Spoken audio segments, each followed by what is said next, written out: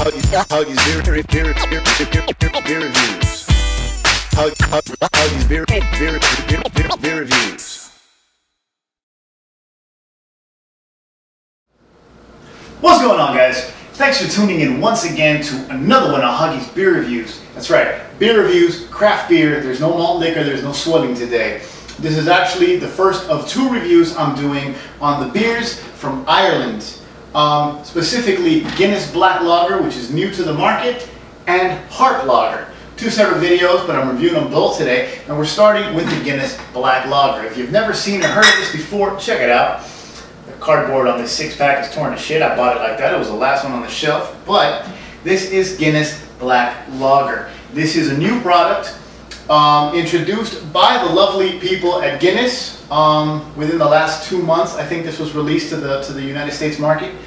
Now, of course, Guinness has always been known for their stout, their draft stout, their extra stout, and their foreign stout, and I've reviewed all of them. But now they have released a lager. And for you guys who don't know, stouts, you know, dark, rich, malty stouts, it's actually an ale. And the difference between an ale and a lager is the kind of yeast they use. One is bottom fermenting, the other is top fermenting. And Guinness has always done ales, but now they have released a Guinness Black Lager. And a lot of people have been asking me about it. Personally, I was curious as hell about it, so today I'm finally going to try the damn thing. So, I mean, there's really not much else to say here. Guinness is known the world over for their stouts. Matter of fact, last year, almost a year ago now, last year on St. Paddy's Day, I did the triple review, the Guinness Draft, the Guinness Extra Stout, the Guinness Foreign Stout. I think they're all good beers for what they are. And matter of fact, a couple years ago, 2-3 years ago, Guinness released a 250th anniversary stout, and I actually reviewed that on my website on the blog, beerbreath.com, a few years ago. So I've actually reviewed everything made by Guinness except this, and we're getting to this today. Now, you know I always punch up Beer Advocate, and Beer Advocate tells me that Guinness Black Lager is categorized as a Euro Dark Lager. Same as a Heineken Dark, St. Pauli Girl Dark, Beck's Dark, etc. It says it's 4.5% alcohol by volume, and out of a total of 255 reviews, it scores a 70. And yeah, that's it. That's what Beer Advocate says. So, I mean, there's really not much else to say. Except reading the back here, it says Guinness Black Lager is cold brewed with roasted barley to deliver the refreshing taste of lager with the unique character of Guinness. Enjoy ice cold straight from the bottle. No, we're still pouring it in a glass, but yeah. And right here, right up front, take a look at the label. Take it right here. Cold brewed with roasted barley.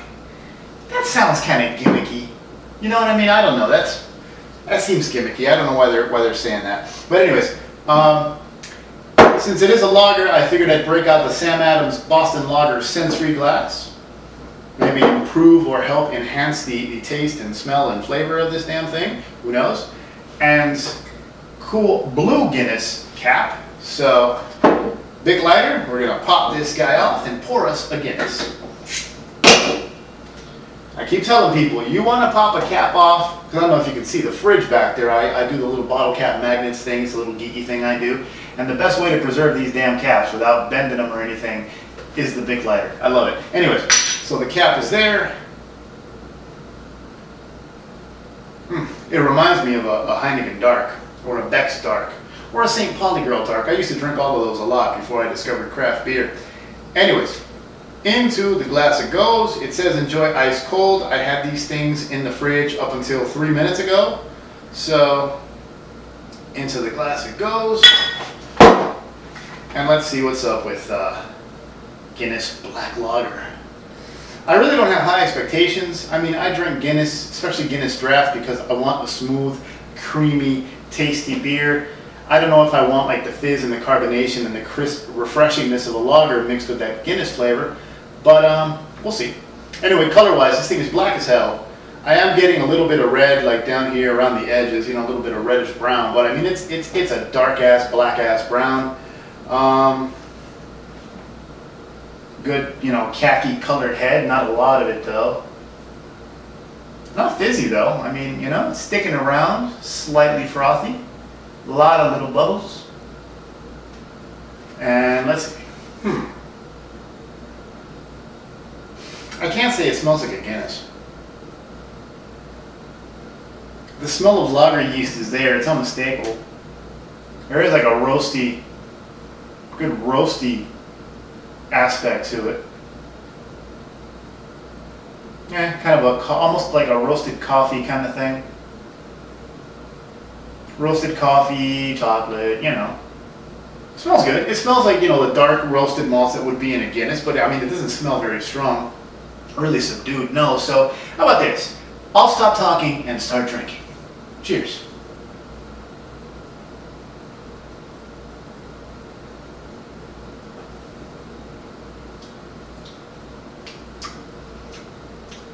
It does taste like a Guinness.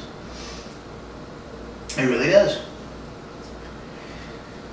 And the finish, it has that roasted malt finish that you'd expect from a stout or a porter.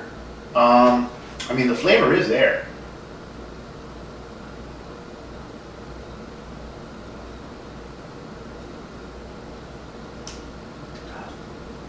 The body is on the light side of medium. It's medium, but I mean, with the carbonation, you know, it has kind of a crisp lightness to it. It's easy to drink. It's easy to knock back. Yeah. Huh. I'll tell you what, man. I don't really think that the Guinness drinkers are going to jump on this beer. And I don't think the people that like their light lagers and their Budweisers and their Heinekens are going to jump on this beer. But it is a good middle ground. This really does have the flavor you'd expect from a stout, those strong, roasty, toasty flavors. And along with the crispness and carbonation and easiness, easeability to drink of a lager. It is a good meet in the middle. And I mean, let's face it, Guinness has been making beer for a long time. You pretty much figure that they know what they're doing. I think that some of this idea comes from that 250th anniversary stout that they came out with a few years ago, because I had that in bottle and on tap. And let me tell you, that was light and fizzy and carbonated, and it was nothing like a regular Guinness. It really was more akin to a lager. You know, it was bubblier, it was crisper, you know, it was more effervescent. And I didn't particularly like it. And I think that this is pretty much a take on that. Kind of a lighter, crisper version for the lager drinkers out there. But the flavor's there, so for what it is, and comparing it to those Heine and Beck's and St. Pauli Darks that I used to have back in the day, I would say this is pretty damn good. So for what it is, this is a strong glass half full. I like it. I like it. It's well made. I don't see myself buying it again unless it's on sale, but it's good.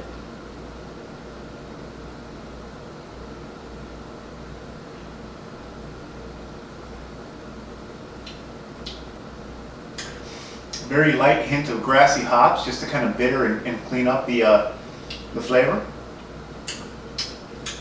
Not bad, not bad. Still not something I'd enjoy on a summer day, but it is what it is. Guinness Black Lager. I mean, shit.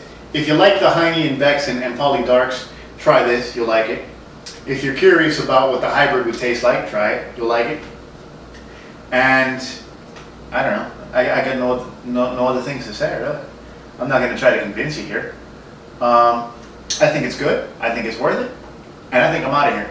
Thanks for tuning in, and stay tuned. The Harp review's coming up next. Cheers, guys.